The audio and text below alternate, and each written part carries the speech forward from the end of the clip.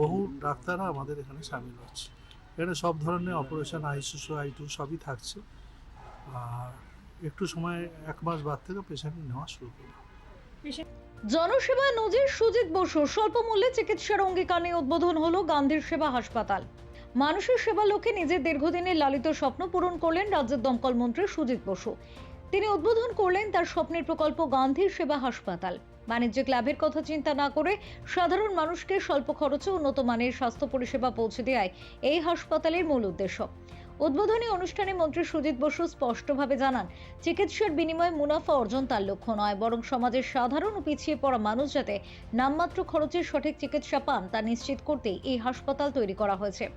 তার কথায়, মানুষকে রোগমুক্ত করাই আমাদের মূল সংকল্প। গান্ধীর সেবা হাসপাতাল হবে সাধারণ মানুষের আস্থার ঠিকানা। এই হাসপাতালে আধুনিক চিকিৎসা ব্যবস্থার পাশাপাশি অভিজ্ঞ চিকিৎসকদের পরামর্শ পাওয়া যাবে অত্যন্ত সাশ্রয়ী মূল্যে।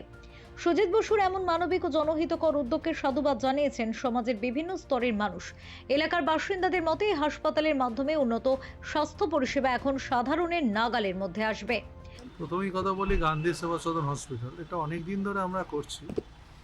আমাদের একটা স্বপ্ন ছিল যে এখানে একটা হসপিটাল আমরা করব, এবং আজকে সেই স্বপ্ন পূরণ হলো।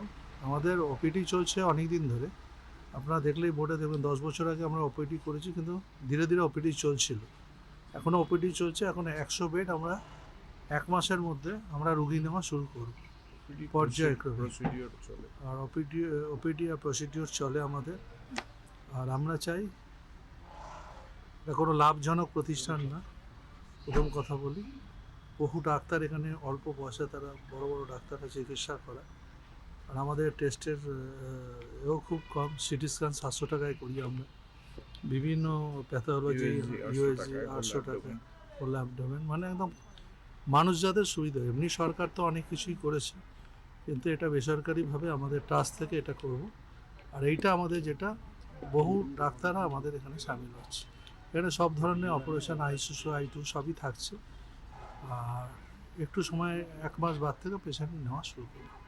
পেশেন্টরা কি শুধু এই অঞ্চলে না বিভিন্ন জায়গা থেকে আসছে? কোনো অঞ্চল বলে কোনো যেখান থেকে, পশ্চিমবঙ্গের যে কোনো প্রান্ত থেকে পেশেন্ট আসতে, যেটুকু সুযোগ পাবো সেটুকুনি পেশেন্ট ভর্তি হবে। Bureau report, channel 10।